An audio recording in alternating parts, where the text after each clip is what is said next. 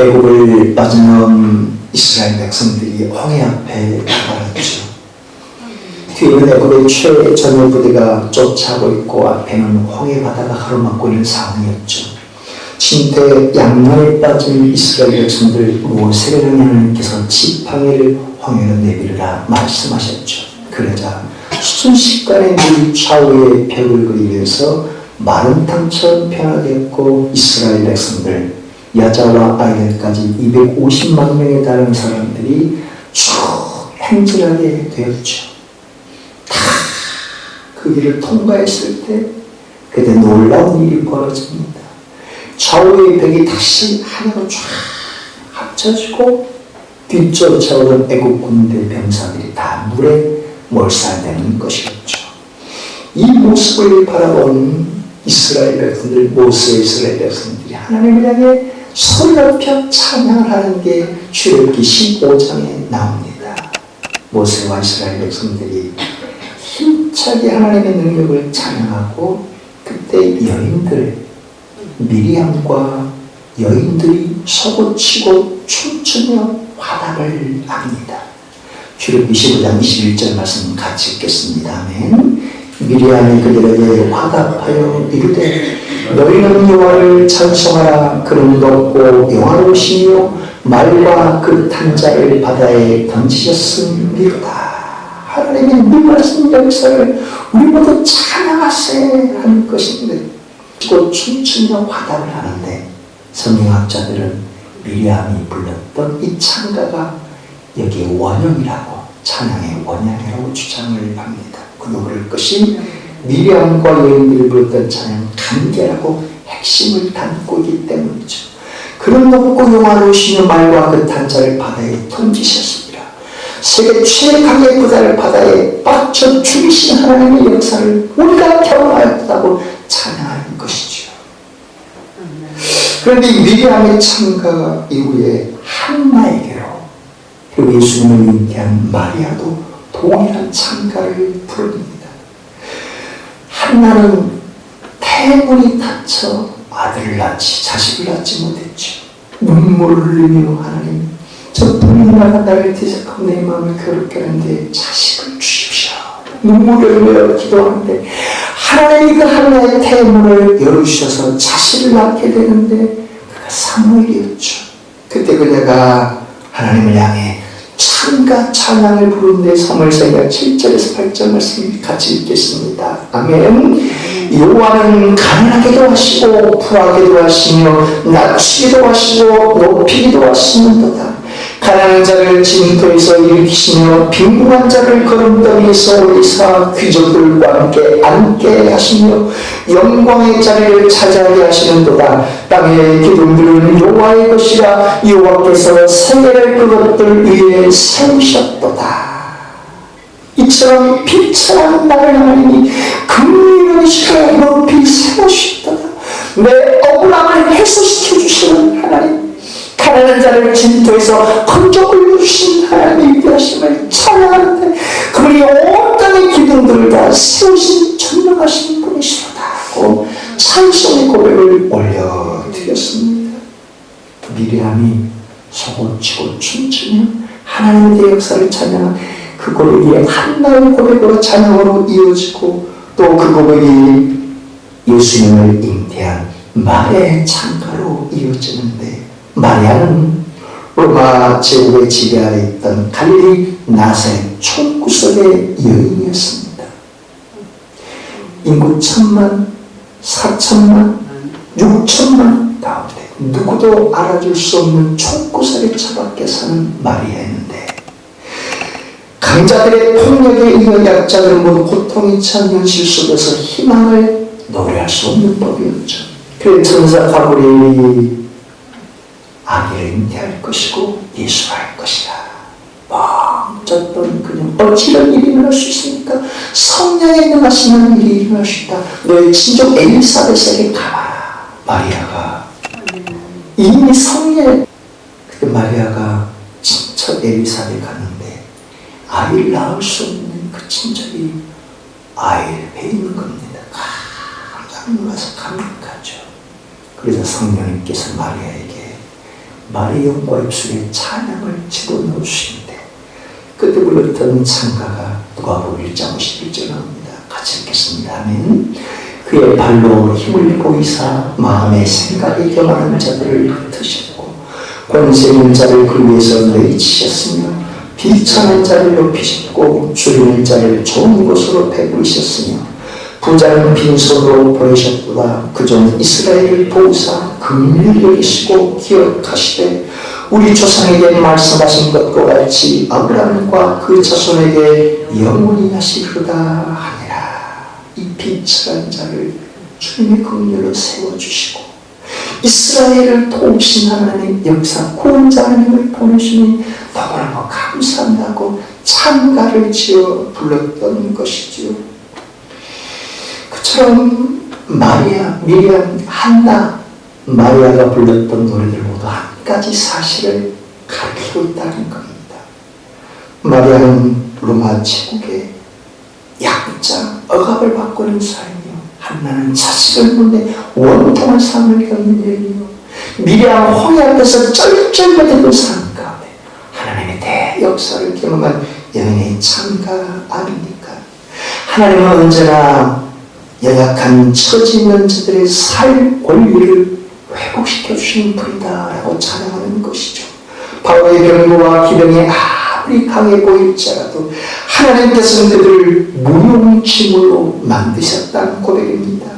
대닥친 문에 있는 것과 같은 절박한 상황에 처할지라도 하나님은 물자는 자들에게 권력의 횡포 속에서 주눅을 속절없이 주눅들어 사는 삶을 할지도 하나님의 역사를 물자고 나가는 자들에게 새 길을 열어주시는 분이라는 것이죠. 그와 같은 찬양들은 그들의 입술에서 나오는 찬양 같지만 실은 성령님께서 그들의 영과 입술에 불어넣으신 고백 아니겠습니까? 그들의 입술에 넣어준 그 찬양의 고백이 동일해 보일지라도 하나님의 역사를 체험한 당사자들의 노래는 언제나 새 노래가 되는 법이죠. 2023년도 충주에서 부목사 사역을 할 때였습니다. 찬양단도 이끌고 주일학교 학생들을 가르치고 전도하고 새벽에 차량 운행을 1시간 넘게 쭉 하는 참으로 피곤하고 공고한 상태였죠. 그런데 한 분 또 부목사님을 모시는데 그분이 담임 목사님의 처남이었죠.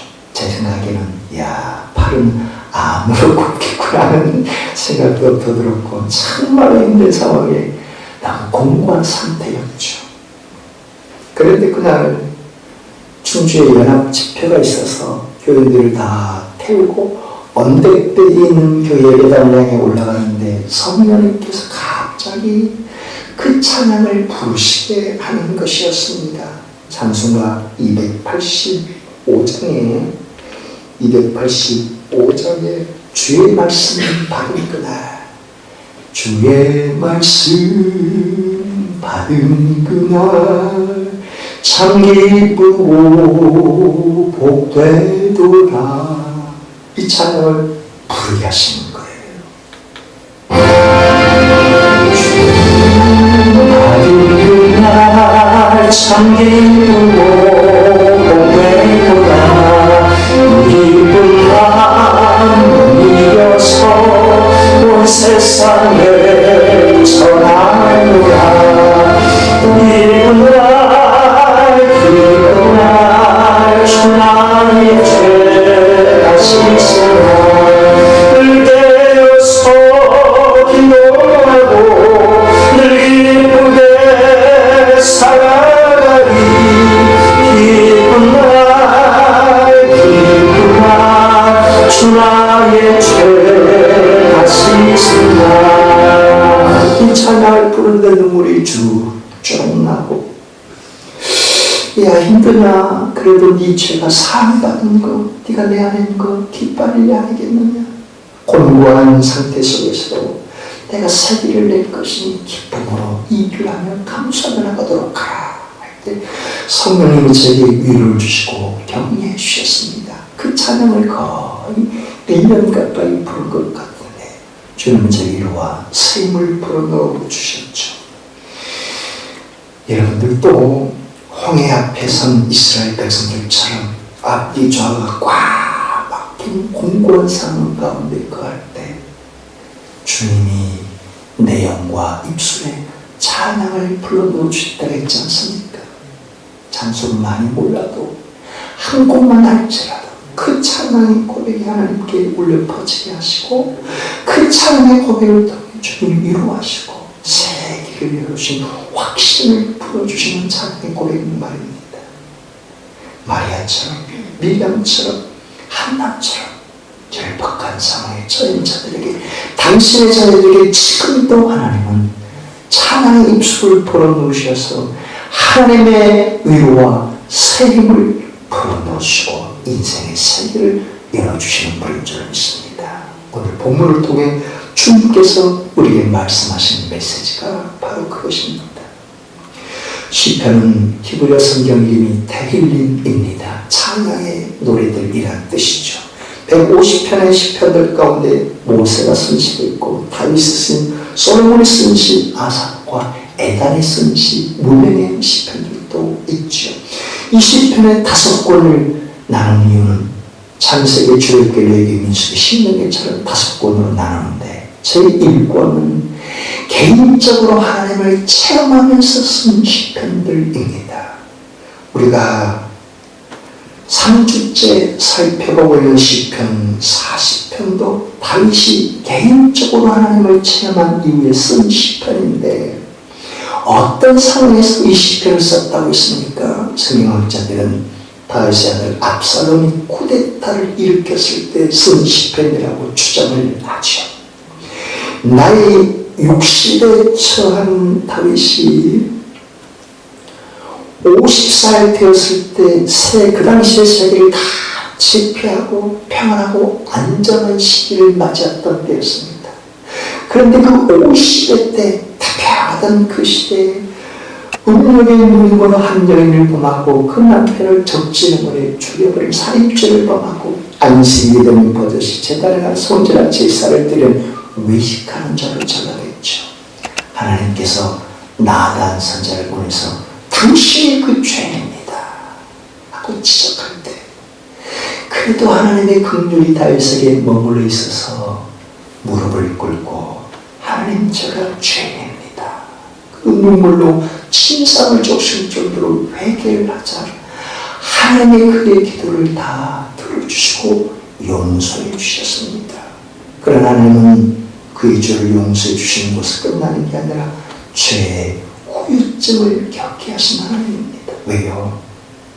살아계신 하나님이시면 심은 대로 거두심을 우리 인생의 법칙에도 죄를 범하는 죄의 후유증을 겪는다는 것을 우리에게까지 일깨워주기 위함이죠. 그래서 아들 중에 이복 오빠가 이복 여동생을 강간하고 강간당한 이복 여동생은 오빠가 그 이복형을 죽여버리는 형제의 난을 벌입니다. 그 아들 압살롬이 아버지 낯을 피해 외가로 2년 동안 도망치고 있었죠. 다시 2년 만에 돌아왔지만 아버지 다윗은 얼굴도 면대하지 않습니다. 그로부터 4년 동안 온 백성들의 마음 병들이는 다윗을 대신해 온 백성들의 판결을 법을 다 해결해주며 백성들의 민심을 산 압살롬이었고 그 4년 만에 온 군대를 동원해 아버지를 죽이겠다고 창칼을 겨누려고 예루살렘 왕궁으로 쳐들어간 그 일이 벌어졌죠. 그때 깜짝 놀란 다윗은 신발도 신지 못한 채 왕궁을 벗어 울면서 도망치는데 사울 왕가의 신위한 자야, 자 비루한 자야, 도망쳐라 도망쳐라, 얼마나 도망칠 수 있겠냐고 조롱하며 비웃었죠.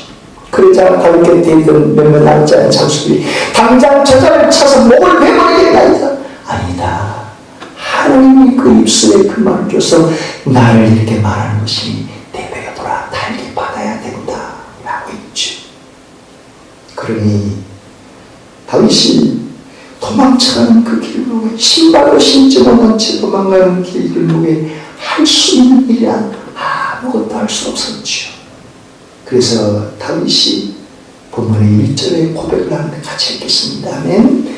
내가 여호와를 기다리고 기다렸더니 귀를 기울이사 나의 부르짖음을 들으셨도다. 하나님, 내가 이 상황에 할 수 있는 것은 아무것도 없어요.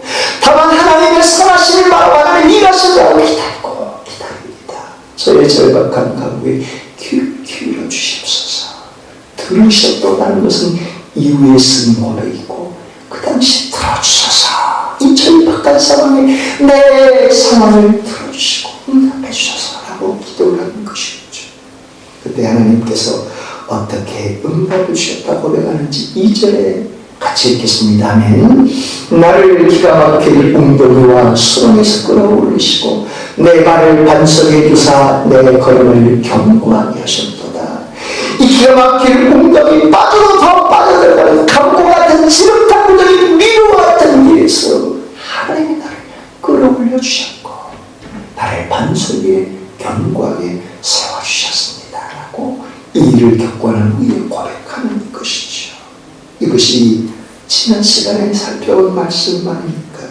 우리 인생에도 진흙구덩이 같은 감옥과 같은 철장과 같은 미로 같은 미궁에 빠져버릴 때 우리가 할 수 있는 일이란 내가 하나님을 기다리고 기다립니다. 내 기도를 들어주시고 하나님을 신뢰합니다. 끝까지 신뢰하오니 나를 기가 막힐 웅덩이와 수렁에서 건져주시고 세워주셔서 간구할 때 하나님이 뜻이는 것이라고 했죠. 어떻게 건져주셨고 해답해 주셨습니까? 압살롬이 백성 신하의 말을 듣고 곧장 쫓아가고 싶었지만 다음날 날이 새고 전투를 벌이게 되었죠. 다윗의 군사와 함께 압살롬의 엄청난 군대를 들고 싸우는데 머리자락이 길었던 그것을 자기 명예받던 이 압살롬의 머리카락이 나무까지 그만 걸려버리고 저기서 마사에 죽게 된 것입니다. 그리고 다윗은 다시금 왕궁으로 복귀하게 되고 하나님이 견고하게 세우신 일을 베풀어 주셨죠. 하나님을 신뢰하는 자들, 하나님의 살아계심을 체험하는 자들이 하나님을 신뢰하고 기다리시는 법 아닙니까? 사람에 대해서 신뢰해야만 그 사람을 향해 기다릴 수 있는 것처럼 말입니다.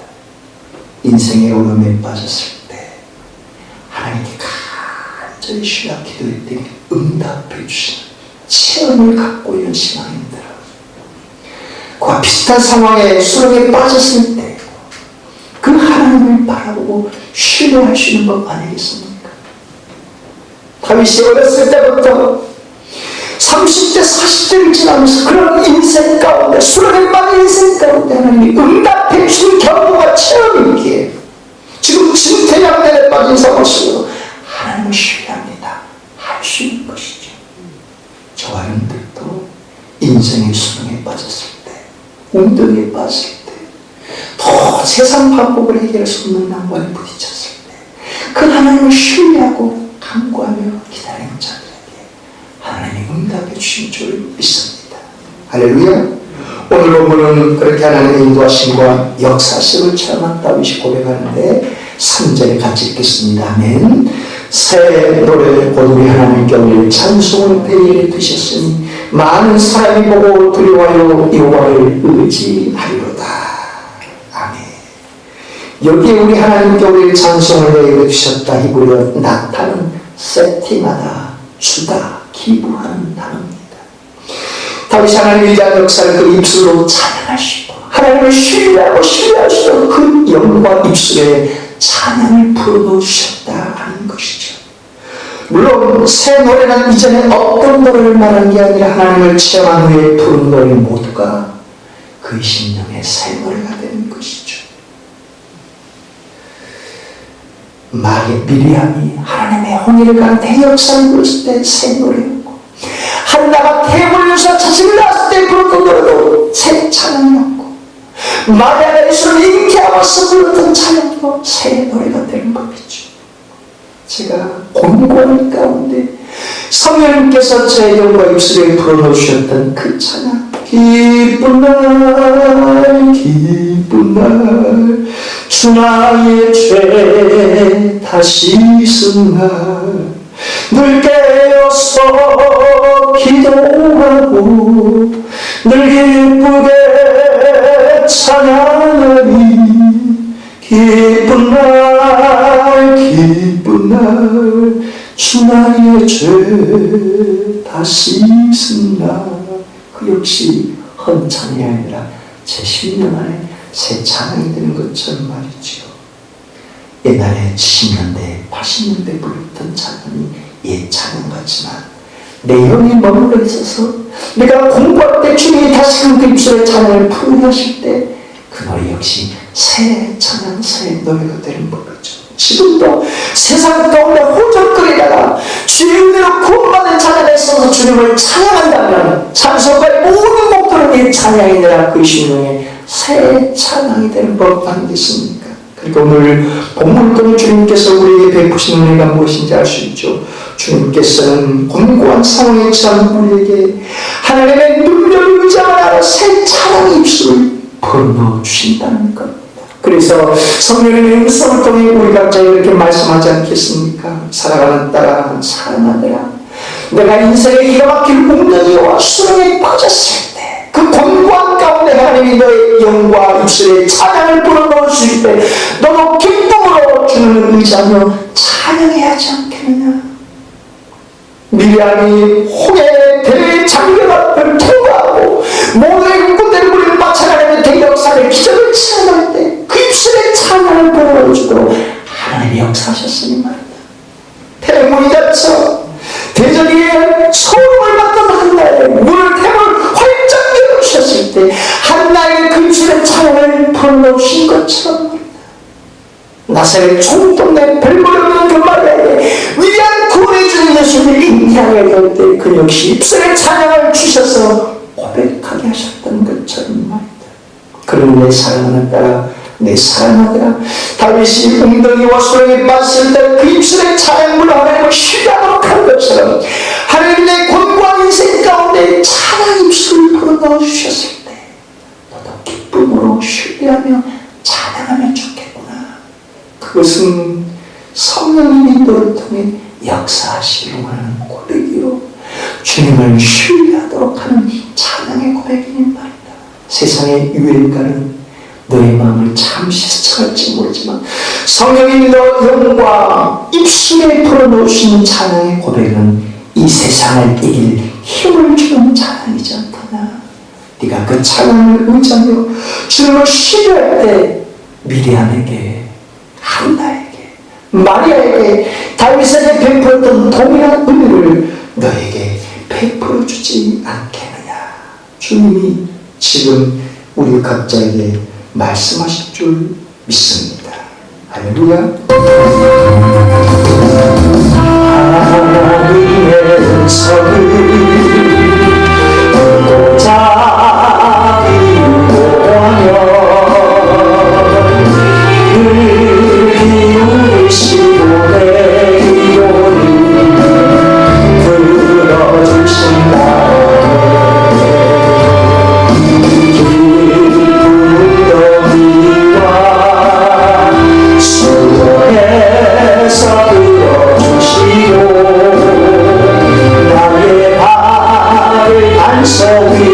세우시사 나를 튼튼히 하셨네.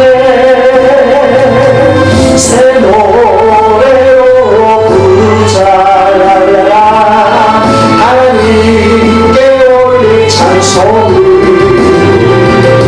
새 노래로 부르자 하나님 사랑을.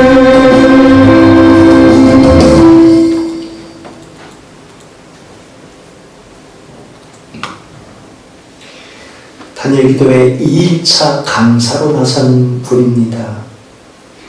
목발을 짚고 강사로 나선 분입니다.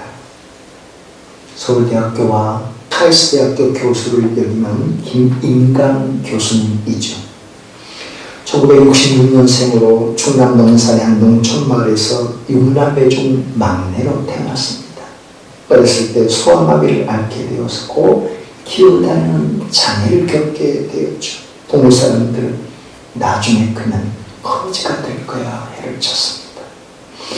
그의 아버지도 힘든 일을 마치고 술에 취하면 저 자식 갖다 버려 할 정도로 아버지도 싫어했습니다. 그러나 어머니는 그 아들을 안고 1km가 넘는 거리에 초등학교 입학시키려고 했는데 장애자를 받지 않습니다. 거절을 당했죠. 돌아온 길에 추운 겨울에 아들의 발에 실을까 자기 호주머니에 아들의 발을 넣고 아가야 춥지 하고 말하는 그 말이 평생 잊혀지지 않는 주님의 음성으로 다가온 거였죠. 11살이 되어 그해 군대 같은 재활원에 들어갔고 목발을 짚고 홀로 사는 법을 배웠습니다. 13살 때는 목발을 짚고 일어섰는데 기적적으로 성공을 하게 되죠. 후에 공부를 해서 연주를 1등으로 치지 않았고 서울대 수학과 입학한 후에 졸업해서 미국의 버클리 대학에서 박사학위를 받았습니다. 후에 카이스트와 서울대 겹쳐 현재는 과학원 석좌 교수로 재직을 하고 있는 분이죠.